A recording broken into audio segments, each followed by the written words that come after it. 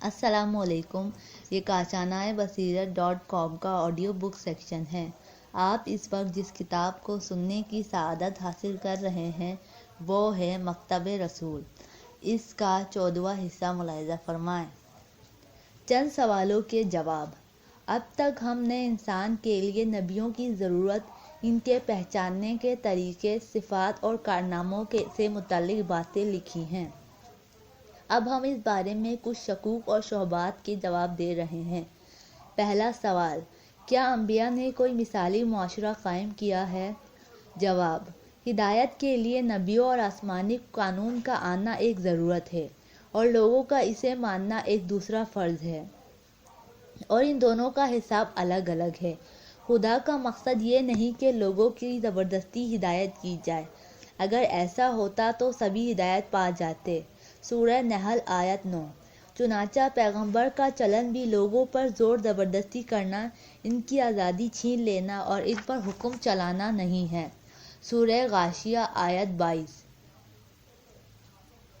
خدا کو چاہیے کہ وہ لوگوں کی ہدایت کا وسیلہ مہیا کرے۔ سورہ لیل آیت 12۔ اور لوگوں کو بھی چاہیے کہ وہ ہدایت قبول کرے۔ اگر کچھ لوگوں نے خدا کی ہدایت نہیں مانی تو وہ اس کا سبب بھی نہ بنے کہ دوسروں کے لیے خدا کی ہدایت قطع ہو جائے۔ جس طرح مالی فالتو گھاس کی موجودگی کے باعث اس باغ کی سینچائی سے دستبردار نہیں ہوتا جس میں اچھے درخت بھی ہوتے ہیں۔ ہم قرآن میں پڑھتے ہیں، جب خدا نے انسان کو پیدا کرنے کا ارادہ کیا تو فرشتوں نے عرض کیا کہ یہ انسان تو فساد اور خون ریزی کرنے والا ہے، لیکن ہم دیکھتے ہیں کہ خدا نے ان کے جواب میں فرماتا ہے، میں جو کچھ جانتا ہوں وہ تم نہیں جانتے۔ سورہ بقرہ آیت 30۔ سب سے بڑھ کر یہ کہ نیا مدعا ثابت کرنے کے لیے نمونے پیش کرنا اور افراد کو تربیت دینا کافی ہے۔ اگر ایک راج یا مصور اپنے ہنر کے لیے کچھ نمونے دکھائے تو وہ اس کی لیاقت ثابت کرنے کو کافی ہوتے ہیں۔ مجھے اچھی طرح یاد ہے کہ چند سال پہلے میرے ایک لیکچر کے بعد ایک نوجوان کھڑا ہوا اور پوچھنے لگا، اگر اسلام ایک اچھا مکتب فکر ہے تو ابھی تک کیوں نہیں پھیلا؟ میں نے طرز کہا، اگر محمد علی کلے اچھے مکے باز ہیں تو اس نے اب تک ہمارے سینے پر مکہ کیوں نہیں مارا؟ سب حاضرین ہنس پڑے۔ اچھا راج، مصور، مکے باز اور مقرر وہ نہیں جو ہر فرد کے لیے رائج گیری، مصوری اور لیکچر بازی کرے۔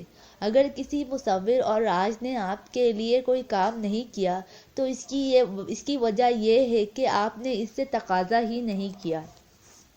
اگر کسی مصور کی آواز ہمارے کان میں نہیں پڑتی تو اس کا سبب یہ ہے کہ ہم اس سے دور بیٹھے ہیں۔ اگر محمد علی کلے نے اب تک ہمارے سینے پر مکہ نہیں مارا تو اس کی وجہ یہ ہے کہ ہم نے اپنے آپ کو اس کے سامنے پیش نہیں کیا۔ اور اگر انبیاء نے کوئی مثالی معاشرہ نہیں بنایا اور اسلام کا نظریہ اب تک نہیں پھیلا ہے تو یہ ہماری کوتاہی ہے۔ ایک شاعر کا قول ہے کہ اگر بھکاری ہی کاہل ہو تو گھر والے کی کیا خطا۔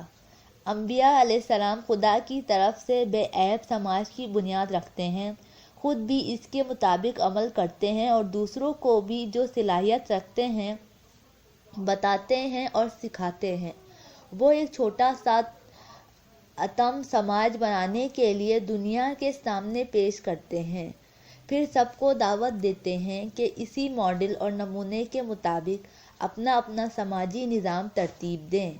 ہمارے اس محترم پیغمبر صلی اللہ علیہ وسلم نے گوروں، کالوں اور مختلف قبیلوں کی ایک امت بنائی اور اس کی بنیاد خدا پر ایمان اور شرک اور طاغوت کے خلاف جنگ پر رکھی۔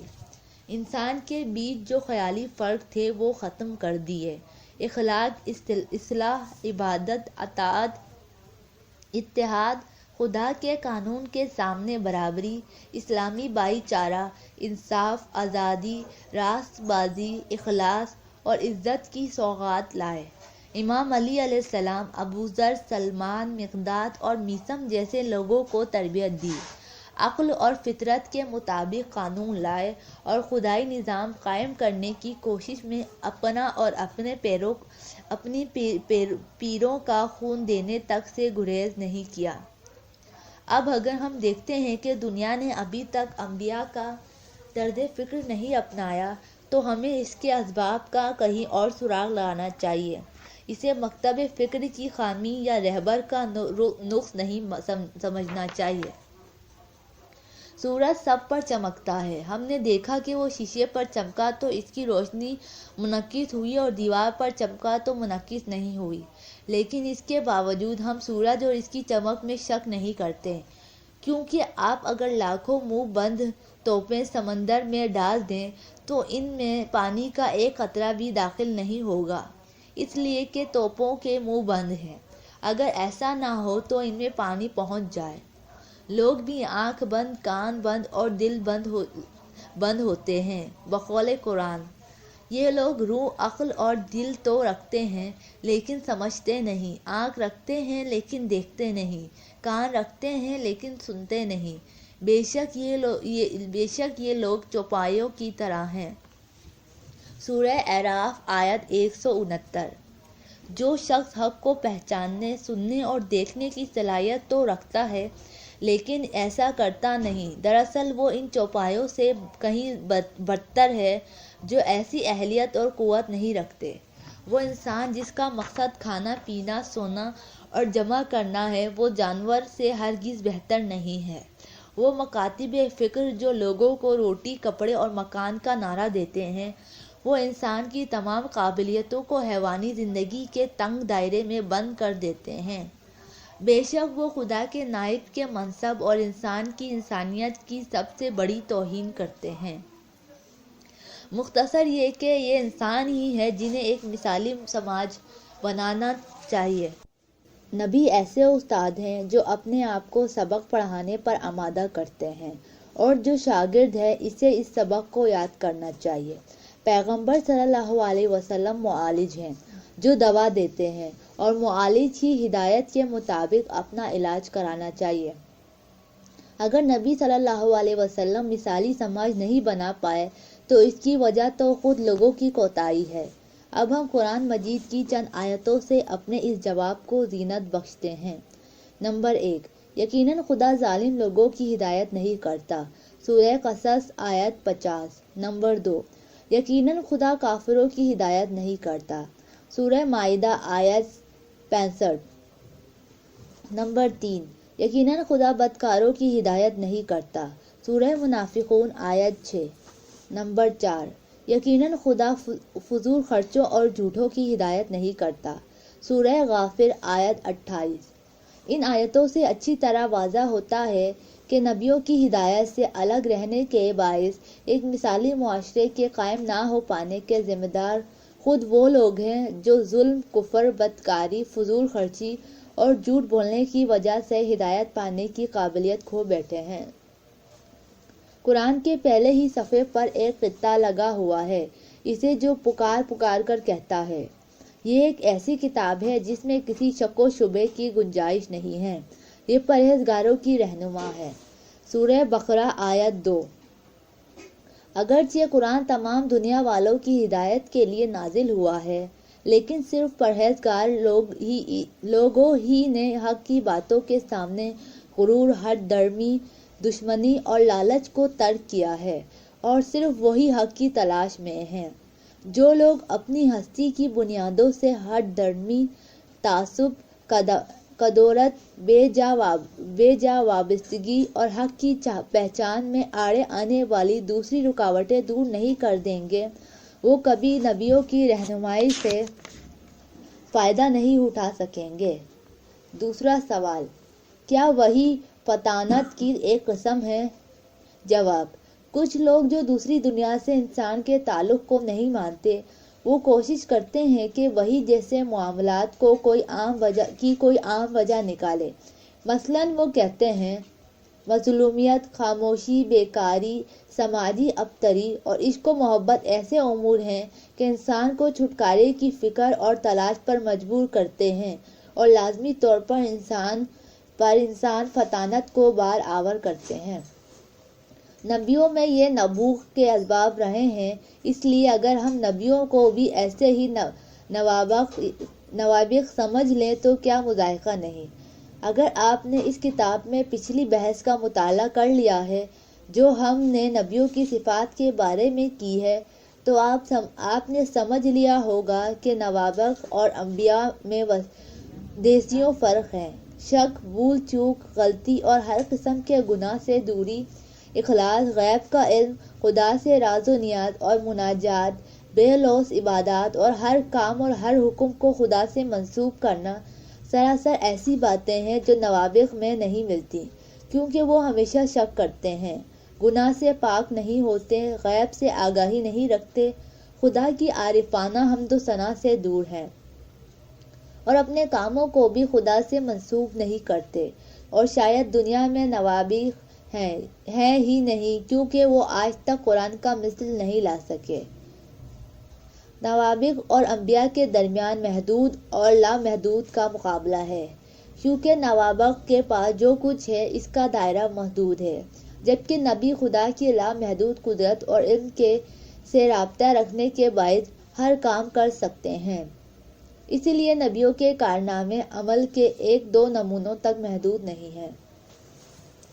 تیسرا سوال، تمام نبی صرف مشرق میں ہی کیوں گزرے ہیں؟ جواب، ہمارے پاس اس کے لیے کوئی دلیل نہیں ہے کہ تمام پیغمبر مشرق میں ہی ہوئے ہیں، بلکہ اس آیت سے مدد لی جا سکتی ہے کہ ہر امت کے لیے ایک رسول ہوا ہے۔ سورہ یونس آیت 47۔ مغرب کی پرانی تاریخ ہمارے سامنے واضح نہیں ہے، اور سب سے بڑھ کر یہ کہ جس طرح انسان ایک چراغ کمرے کے بیچوں بیچ رکھتا ہے، اس طرح اس میں کیا مذائقہ ہے کہ خدا بڑے بڑے پیغمبروں کو ایسے علاقوں میں ہی بھیجے جو نہ مشرق میں ہو اور نہ مغرب میں۔ چوتھا سوال، نبی تو بہت سے گزرے ہیں، پھر ان سب پر ایمان لانا کیوں لازم ہے؟ جواب، قرآن میں 25 پیغمبروں کے نام آئے ہیں، اور سورہ مومن میں ہم یوں پڑھتے ہیں، ہم نے تم سے پہلے بھی پیغمبر بھیجے ہیں جن میں سے کچھ کے قصے ہم نے بیان کر دیے ہیں، لیکن کچھ دوسروں کے واقعات تمہارے لیے نہیں دہرائے۔ سورہ مومن آیت 78۔ اس آیت سے مختصر طور پر معلوم ہو جاتا ہے کہ پیغمبروں کی تعداد انہیں 25 بزرگواروں تک محدود نہیں ہے جن کے نام قرآن میں آئے ہیں۔ جب ہم روایات کا رخ کرتے ہیں تو ہمیں طرح طرح کے اقوال ملتے ہیں، لیکن ان روایات میں سب سے مشہور حدیث وہ ہے جو حضرت ابو ذر غفاری رضی اللہ تعالیٰ عنہ سے منقول ہے۔ وہ کہتے ہیں، میں نے پیغمبر خدا صلی اللہ علیہ وسلم سے پوچھا کہ انبیاء کتنے ہوئے ہیں؟ آپ نے فرمایا 1,24,000۔ لیکن اس بات کا جواب کہ کیا ان سب پر ایمان لانا واجب ہے؟ ہاں میں ہے، کیونکہ سورہ بقرہ کی آیت 136، سورہ آل عمران کی آیت 85 اور سورہ نساء کی آیت 150 کے مطابق تمام انبیاء پر ایمان لانے کی تاکید کی گئی ہے، اور شاید اس کی دلیل بھی یہ ہے کہ ان کی بعثت کا معاملہ اتفاقی حادثہ نہیں ہے بلکہ ایک واقعہ اور خدا کا حکم ہے۔ تربیت اور پچھلے پیغمبروں پر ایمان لانے کا حکم یعنی تاریخ کی طویل مدت میں تمام مخلوقات پر خدا کی دائمی شفقت کا یقین، یعنی خدا کی قائم و دائم حکمت پر ایمان، یعنی ایک دائمی ضرورت پر ایمان جو معصوم کی رہبری کی ضرورت ہے، یعنی تاریخ سے اچھی امیدیں لگانے پر ایمان، حق کی فتح اور تاریخی تجربے پر ایمان۔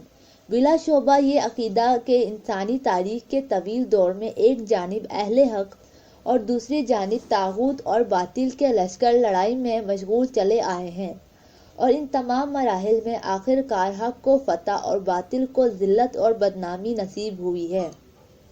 یہ علم اور خدا کی اس سنت پر ایمان تاریخ میں انسانوں کی ترقی، ثبات قدم اور برگزیدگی کا سبب ہوتا ہے۔ پانچواں سوال، ہم پر وحی کیوں نہیں نازل ہوتی؟ جواب، بلا شبہ ریڈیو سیٹ تمام لہروں اور آوازوں کو نہیں پکڑ پاتا اور ہر انسان کو وحی نہیں ہو سکتی۔ صدق و صفا، اخلاق و پاکیزگی، خود سازی، تقویٰ اور دیسیوں دوسری شرطیں ضروری ہے جن سے دل الہام یا وحی کو قبول کرنے کے قابل بن سکتا ہے۔ وحی تو اپنا ایک مقام رکھتی ہے اور صحیح باتوں کی پہچان بھی پاک دلوں، متقی لوگوں اور سچے مومنوں ہی کو ہوتی ہے، جیسے ہم قرآن میں پڑھتے ہیں، اے مومنوں پرہیزگار بنو اور خدا اور اس کے پیغمبر پر ایمان لاؤ تاکہ وہ تمہیں اپنی رحمت کے 2 حصے عطا فرمائے اور تمہارے لیے نور پیدا کرے جس کے اجالے میں تم خدا کی راہ پہچان سکو اور صرف اسی راہ پر چلتے رہو۔ سورہ حدید آیت 28۔ آپ دیکھتے ہیں کہ نور بصیرت ہر ایک کو نہیں ملتا، پھر خدا کی لازوال قدرت سے مستقل رابطے کا کیا کہنا۔ سورہ انفال میں بھی ہم یہ پڑھتے ہیں، اگر تم خدا سے ڈرتے رہو اور خدا کے حکم سے سرتابی نہ کرو تو وہ تم کو ایک خاص بصیرت عطا کر دے گا تاکہ اس کے ذریعے سے تم حق کو باطل سے الگ سمجھو۔ سورہ انفال آیت 29۔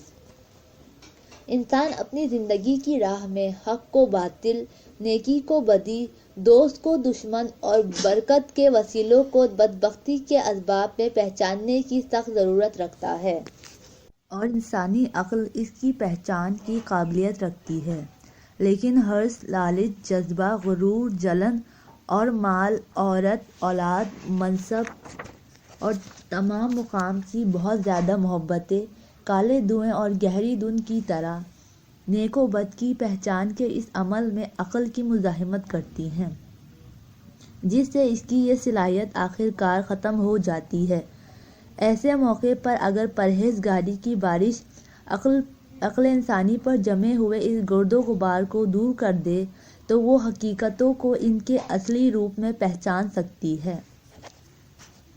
حقیقت ایک سجا ہوا مکان ہے، لیکن اس میں ہوا ہوس نے دھول اڑا رکھی ہے۔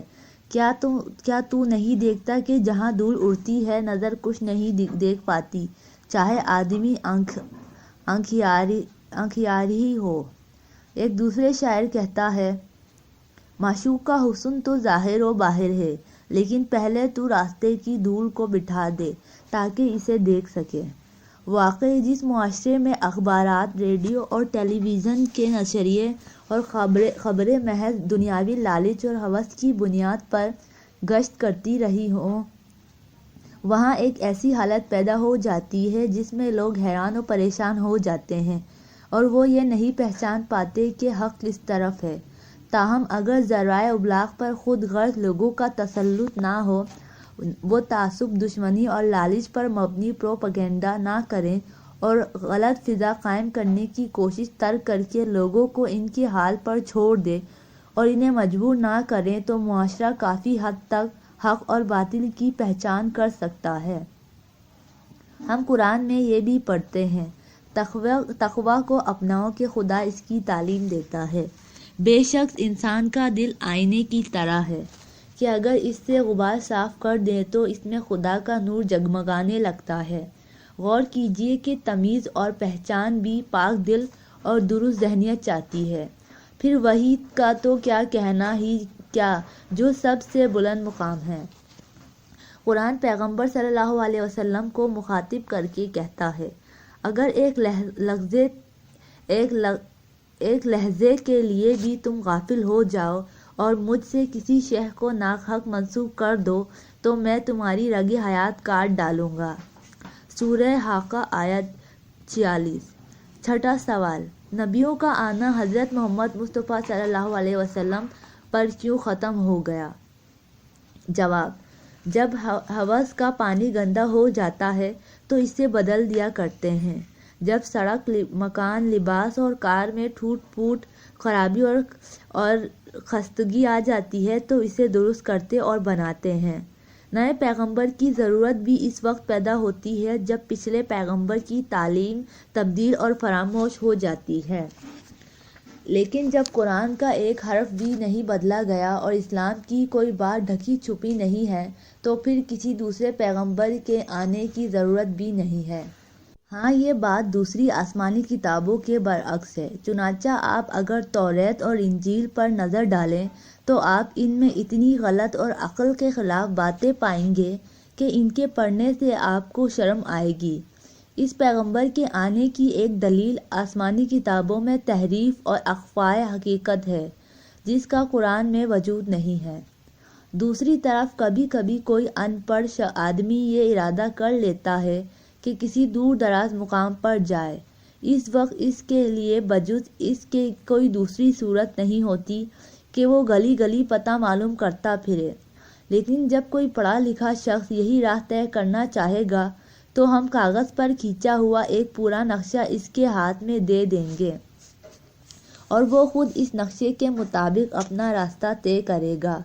یہی حال انسان کا ہے کہ جب اس نے ایک پیغمبر سے نظام زندگی کا مکمل نقشہ لے لیا تو اسے دوسرے پیغمبروں کی ضرورت نہیں رہی۔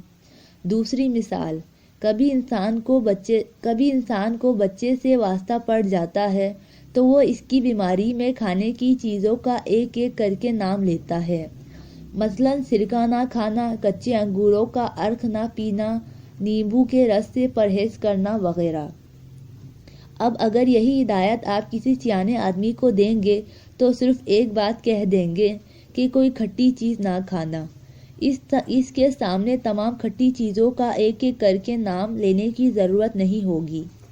زمانہ قدیم کے لوگوں کو تو ایک ایک گلی کا پتہ بتانے اور ایک ایک چیز کا نام لے کر سمجھانا ضروری تھا، کیونکہ وہ ذہنی طور پر ابتدائی درجے پر تھے۔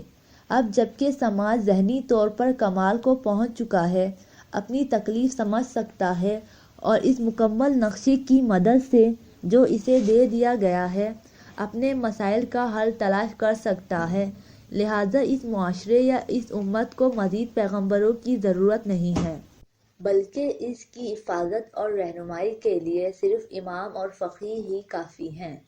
دوسرا مسئلہ یہ ہے کہ پچھلے پیغمبروں میں سے چند ایک کے علاوہ جو صاحب کتاب تھے، اکثر انبیاء صرف تبلیغ کا بوجھ اپنے کاندھوں پر اٹھائے ہوئے تھے۔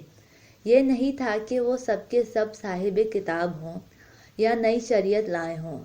چنانچہ جب یہ بوجھ معصوم امام اور اسلام شناس اور متقی علماء اٹھا سکتے ہیں تو انبیاء کے آنے اور ان کی تبلیغ کی ضرورت نہیں ہے۔ بے شک خدا کے دین اور تعلیمات کی ہمیشہ ضرورت ہے، لیکن دین کی تجدید ہمیشہ لازم نہیں ہے۔ آخر میں اجتہاد کے مسئلے سے بھی ہم کو غافل نہیں رہنا چاہیے، کیونکہ عادل فقیہوں کے پاس پورے قاعدے اور اصول موجود ہیں جن سے وہ خدا کا حکم معلوم کر سکتے ہیں۔ یہ تھی قریب ان مشہور سوالات کی چند مثالیں جو وقتاً فوقتاً پوچھے جاتے ہیں، لیکن ہم یہاں ان سب کا ذکر نہیں کر سکتے اور اس بحث کو اسی مقام پر ختم کرتے ہیں۔ نبیوں کا کارنامہ۔ گزشتہ صفحات میں نبیوں کی ضرورت، ان کی پہچان، صفات اور خصوصیات مختصر طور پر بیان کی گئی۔ اس بحث میں نبیوں کے کچھ کارنامے اور ان کے پاکیزہ مقاصد بھی مختصراً زیر غور آئیں گے۔ ان تمام مباحث میں وحی اور معصوم پیشواؤں کی باتوں سے سند لینا ہمارا دستور رہا ہے۔ پہلے ہم قرآن میں تلاش کرتے ہیں کہ وہ نبیوں کے فرائض کس طرح بیان کرتا ہے۔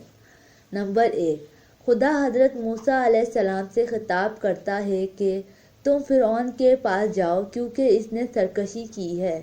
سورہ طٰہٰ آیت 24۔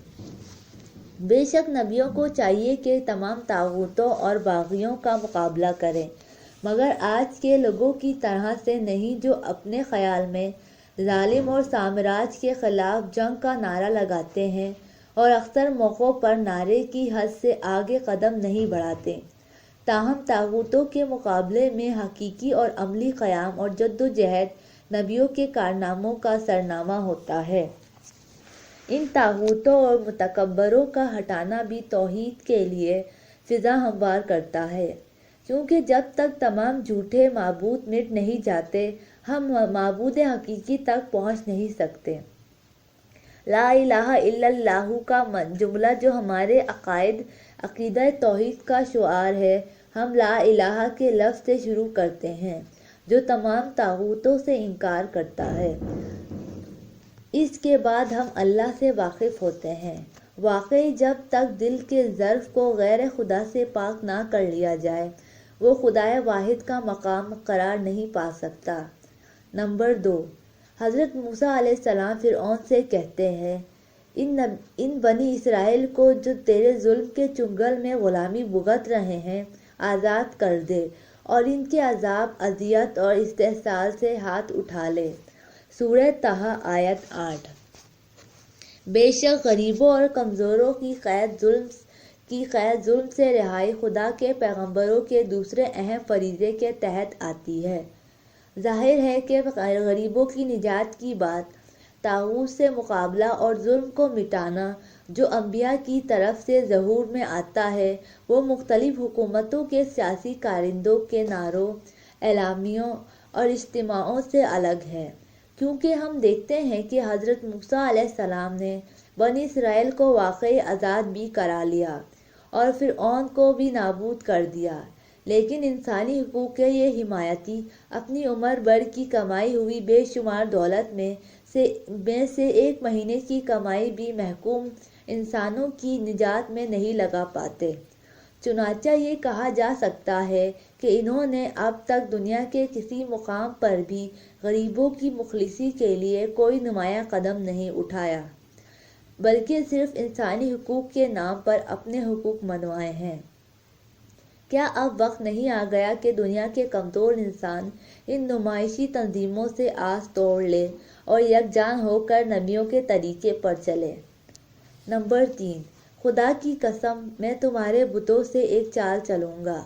سورہ انبیاء آیت 57۔ تیسرا قدم جسے اٹھانے پر انبیاء علیہ السلام مامور ہے وہ شرک اور توہمات کے خلاف جنگ ہے۔ انسان کی پوجا سے لے کر چاند کی پوجا تک، لکڑی پتھر کی پوجا تک، قومیت اور نظریے کی پوجا تک، منصب، دولت اور خواہش کی پوجا تک، شرک کی تمام شاخیں اور رگیں انبیاء کے مضبوط ہاتھوں سے کٹ جانا چاہیے۔ یہ حضرت ابراہیم علیہ السلام کی پکار ہے۔ اپنے بت پرست چچا سے میٹھی میٹھی باتوں کے ساتھ، نمرود سے مناسب دلیلوں کے ساتھ اور چاند سورج کے پجاریوں سے اپنے جدید فکر کے ساتھ، جب انہوں نے یہ جان لیا کہ بات چیت اور دلیل کا اب کوئی اثر نہیں ہوتا تو بے بانگ دہل اعلان کر دیا کہ میں تمہارے بتوں کو مستقبل قریب میں توڑ ڈالوں گا، اور ایسا ہی کیا بھی، کیونکہ جہاں نصیحت، وعظ اور دلیل بے اثر ہو کر رہ جائیں وہاں ایک فیصلہ کن اور انقلابی عمل سے لوگوں کی سوئی ہوئی فطرت کو جگا دینا چاہیے۔ چنانچہ ہم حضرت ابراہیم علیہ السلام کو دیکھتے ہیں کہ جس دن شہر خالی ہو جاتا ہے وہ اپنا کلہاڑا لے کر بت کدے میں جاتے ہیں اور بقول قرآن بتوں کے ٹکڑے ٹکڑے کر دیتے ہیں۔ سورہ انبیاء آیت 58۔ اور کلہاڑا ایک بڑے بت کی گردن میں لٹکا کر چلے آتے ہیں۔ جب شہر کے لوگ واپس آ کر بت خانے میں پہنچتے ہیں تو ایک دوسرے سے پوچھتے ہیں کس ظالم نے ہمارے ان خداؤں کو اس طرح توڑ پھوڑ ڈالا ہے؟ لیکن زیادہ دیر نہیں گزری کہ سب کے سب حضرت ابراہیم علیہ السلام کے متعلق سوچنے لگے اور بولے کہ یہ کام صرف اسی کا ہے۔ ابراہیم علیہ السلام ہمیشہ ہماری مورتیوں اور مورتی پوجا پر سخت اعتراض کرتا رہتا تھا۔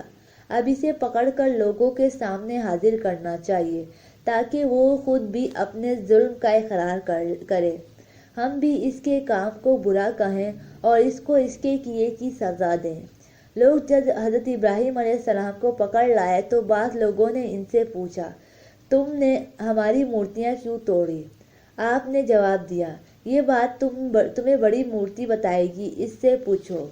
لوگوں نے ایک دوسرے کا منہ دیکھ کر کہا یہ بت تو بولتا نہیں ہے۔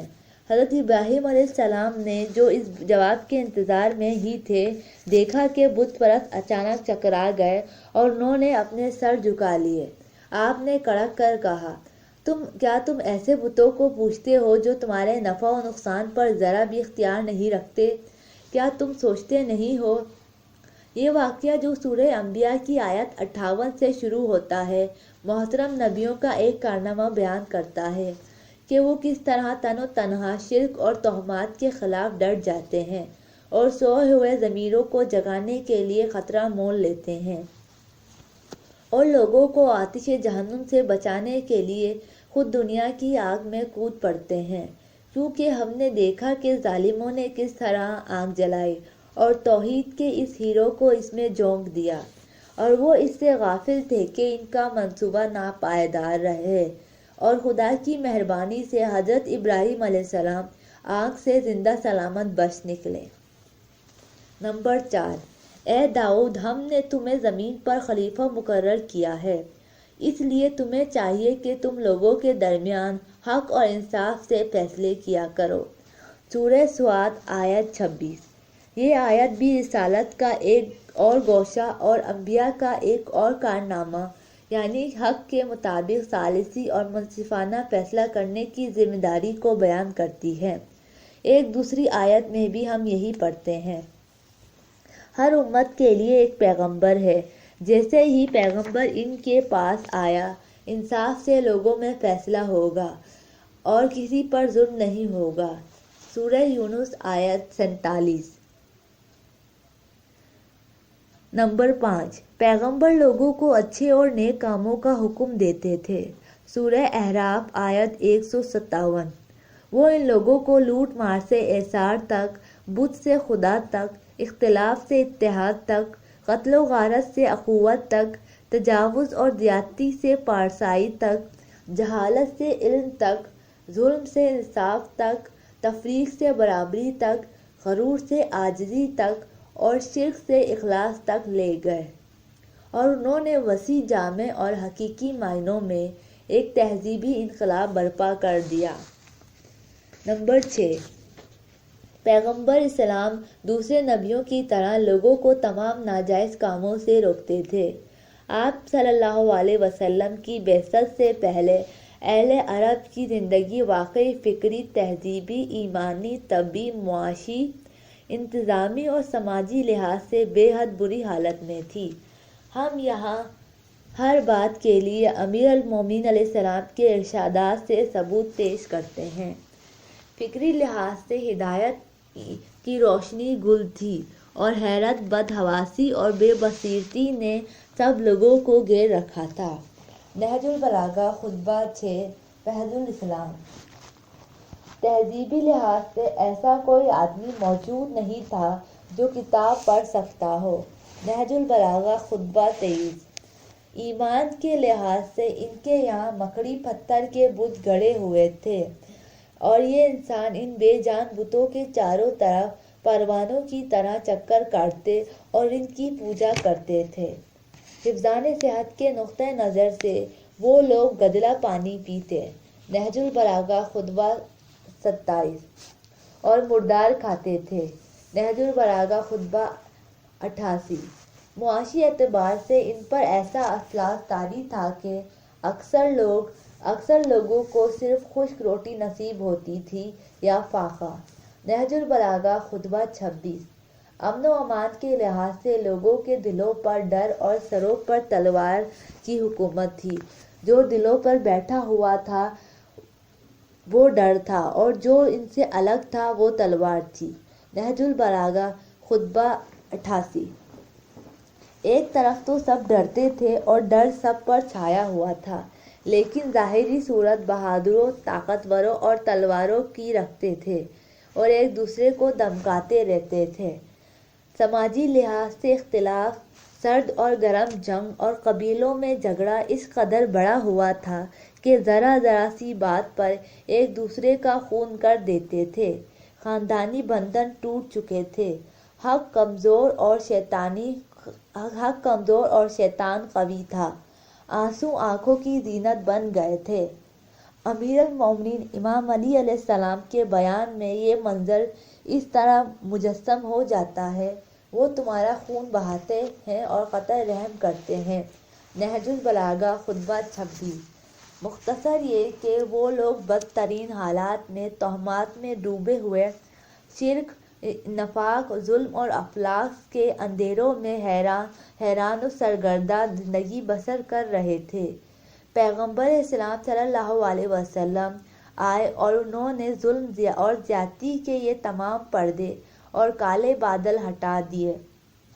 بے شک انبیاء کا ایک کام ناجائز باتوں سے روکنا اور برائیوں سے لڑنا ہے، چاہے وہ آدمیوں کو قتل کرنا ہو یا بے گناہ لڑکیوں کا قتل، خواہ وہ ایران میں بادشاہوں کو اور عرب میں بتوں کو سجدہ کرنا ہو یا سود اور شراب کا عام ہونا۔ ان سے بڑے حرام کام اور کیا ہو سکتے ہیں، اور انسان کی نجات کے لیے ان حرام کاموں کے خلاف جنگ کرنے سے بڑی کون سی خدمت ہو سکتی ہے؟ اگر ہم آسمانی رہبروں اور حقیقی مصلحوں کی زندگی اور قربانیوں سے تھوڑے بہت واقف ہوتے ہیں تو ان معصوم پیشواؤں کی جگہ ان رہبروں کو ہرگز نہ دیتے جو مزدور اور غریب کے نام پر بہترین محلول میں رہتے ہیں اور ان کے نام پر فلسفیوں کو اپنا رہنما بناتے، جنہوں نے علم اور فلسفے کے نام پر لاکھوں کروڑوں انسانوں کو فنا کروا دیا۔ بلکہ ہم بدستور نبیوں کی سیدھی راہ پر چلتے رہتے، کیونکہ نبی سچے بھی تھے اور کامیاب بھی، جبکہ دوسرے لوگ نہ سچے ہیں نہ کامیاب۔ جب ہم گزرے ہوئے چند سالوں پر غور کرتے ہیں تو نظریات کی خامیاں اور ان کے غلط نتائج ہمارے سامنے آتے ہیں، کیونکہ اگر وہ دانشور کبھی سماج کے لیے کوئی حق بات کہتے اور کوئی صحیح تجویز پیش کرتے تو نبیوں کے طرز فکر کو ہم سے بھی بہتر پاتے۔ سب سے بڑھ کر یہ کہ ان غیر آسمانی مصلحوں اور رہبروں کی نظر موت سے آگے نہیں جاتی، لیکن زندگی کے لیے وہ راستہ جو انبیاء دکھاتے ہیں وہ جاودانی اثر رکھتا ہے۔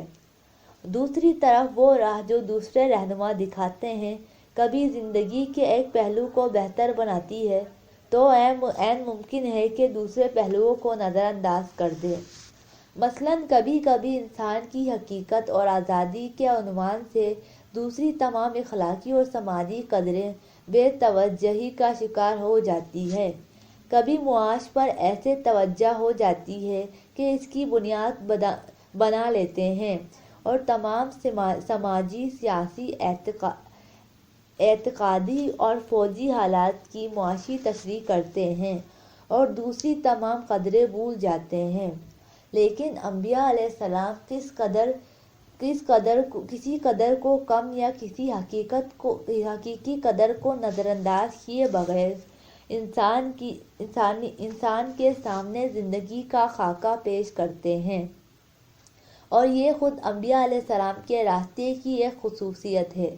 صرف اسلام ہی ایسا دین ہے جو میدان جنگ میں بھی نماز، اخلاق اور اصلاح کو پیش نظر رکھتا ہے۔ اس میں نماز جماعت صرف عبادت ہی نہیں بلکہ یہ اپنے اندر سیاسی اور سماجی پہلو بھی رکھتی ہے۔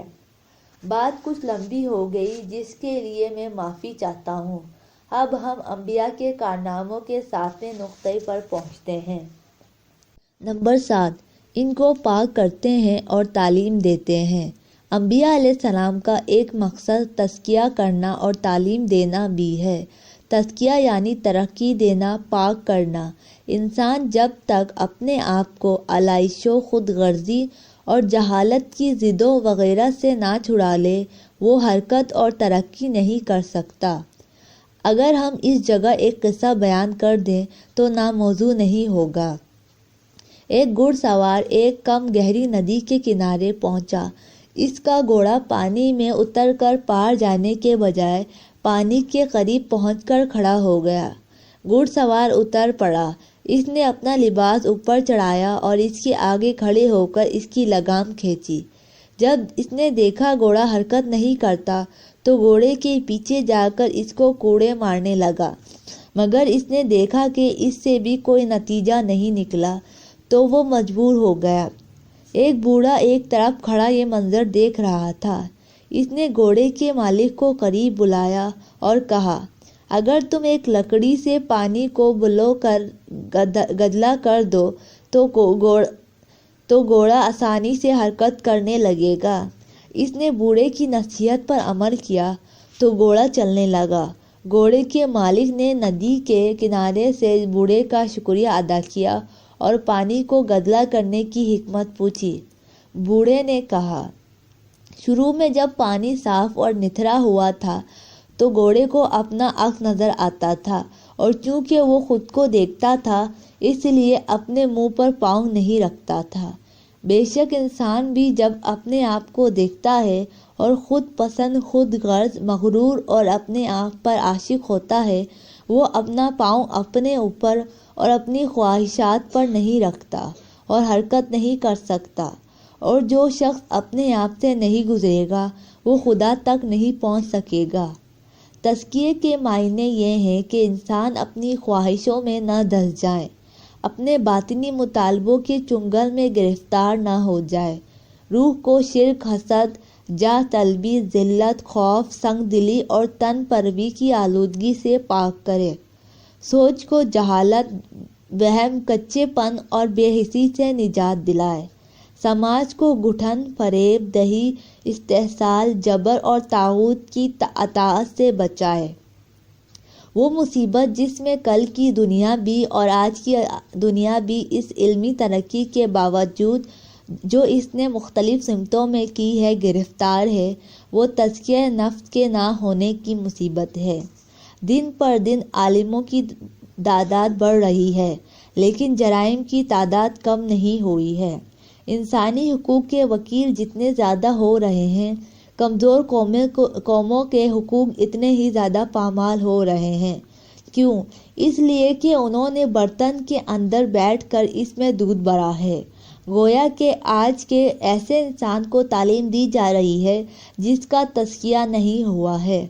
چنانچہ اعداد و شمار کے مطابق جائزہ لینے اور اندازہ لگانے سے نبیوں کے مکتب فکر میں تربیت پائے ہوئے لوگوں اور غیر آسمانی تہذیبوں میں پروان چڑھے ہوئے افراد کے درمیان ایک واضح فرق بخوبی معلوم کیا جا سکتا ہے۔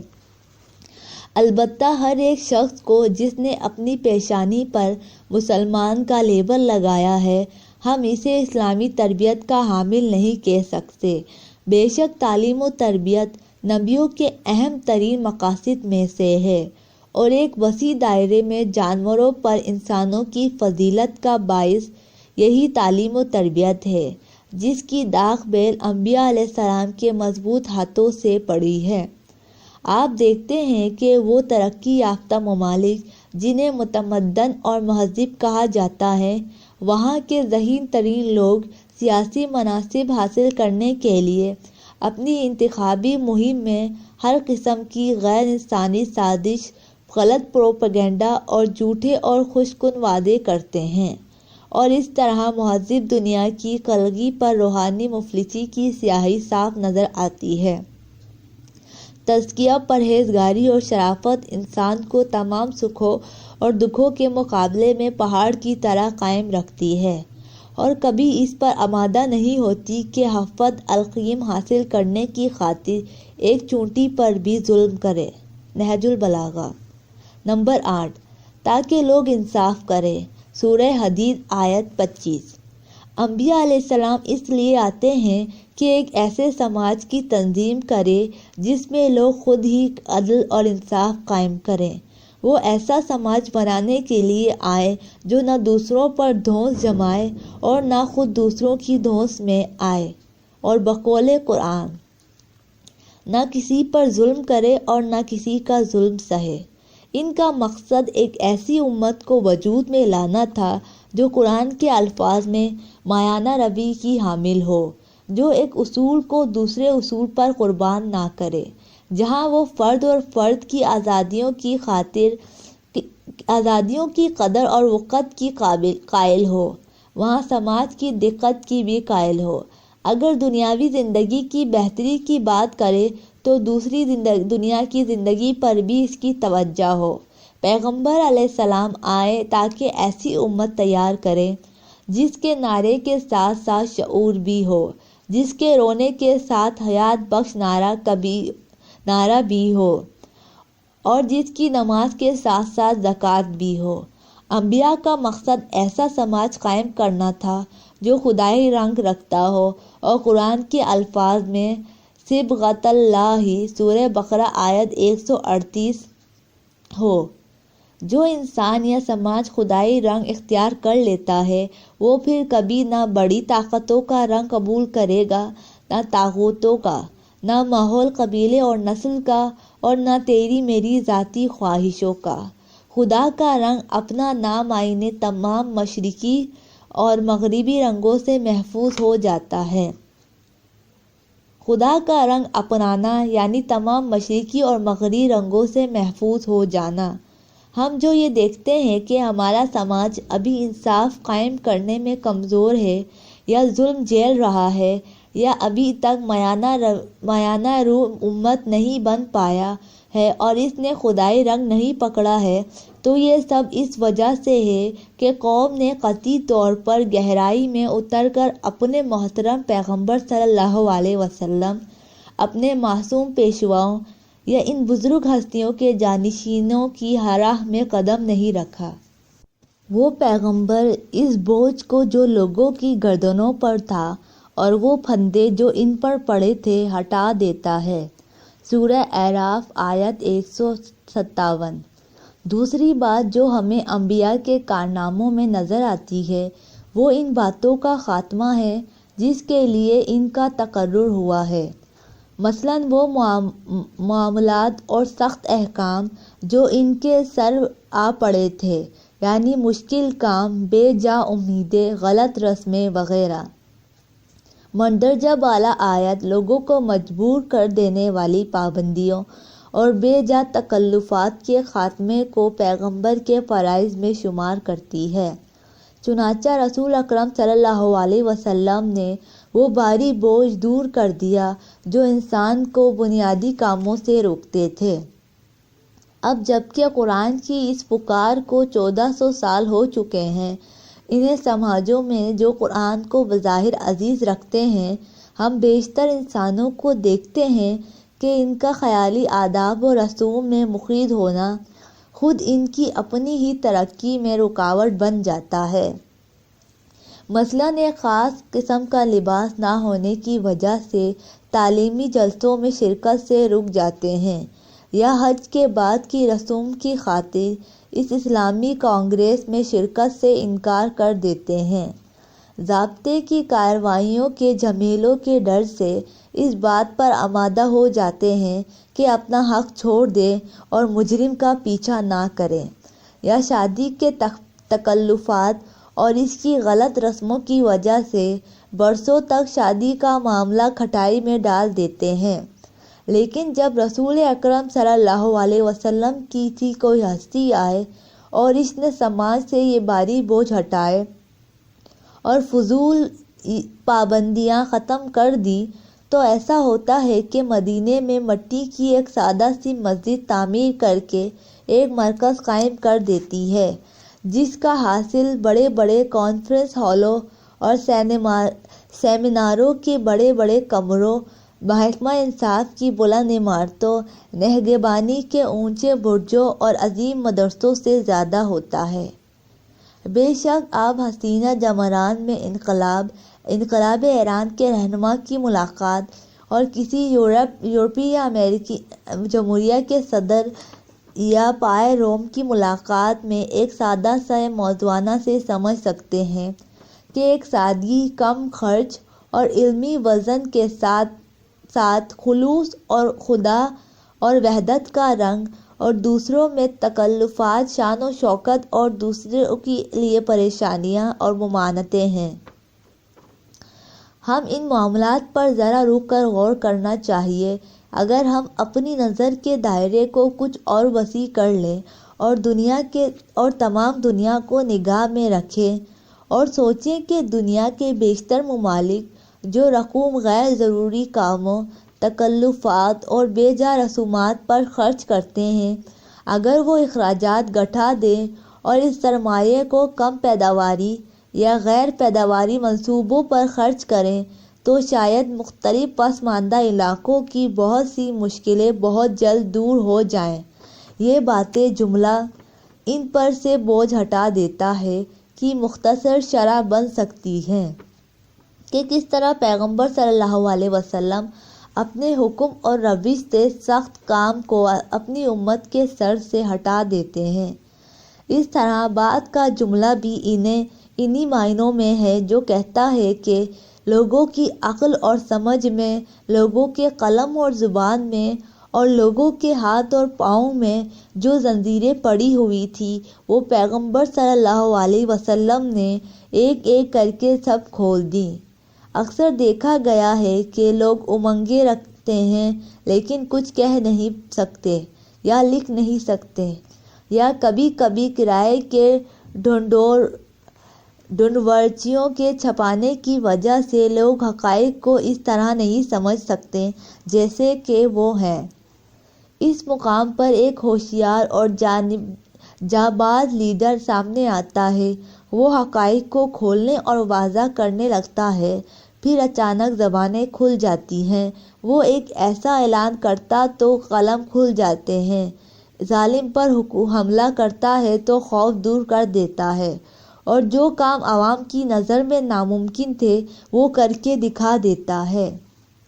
ہم نے اس روش کا ایک چھوٹا سا نمونہ آیت اللہ خمینی کی رہبری میں ایران کے بڑے انقلاب میں دیکھا کہ کس طرح ایک ہوشیار رہنما نے زبانوں کے تالے کھول دیے اور پوری قوم پر لعن طعن کرنے لگی، پوری قوم حکومت پر لعن طعن کرنے لگی، کس طرح قلم آزاد ہو گئے، اور کس طرح اس قوم نے جو امریکی درندوں سے ڈرتی تھی، اس نے امریکہ کے بڑے بڑے مہروں کو یرغمال بنا لیا، نگاہوں پر جو پردے پڑے ہوئے تھے وہ اٹھا دیے اور امریکہ کو گھٹنے ٹیکنے پر مجبور کر دیا۔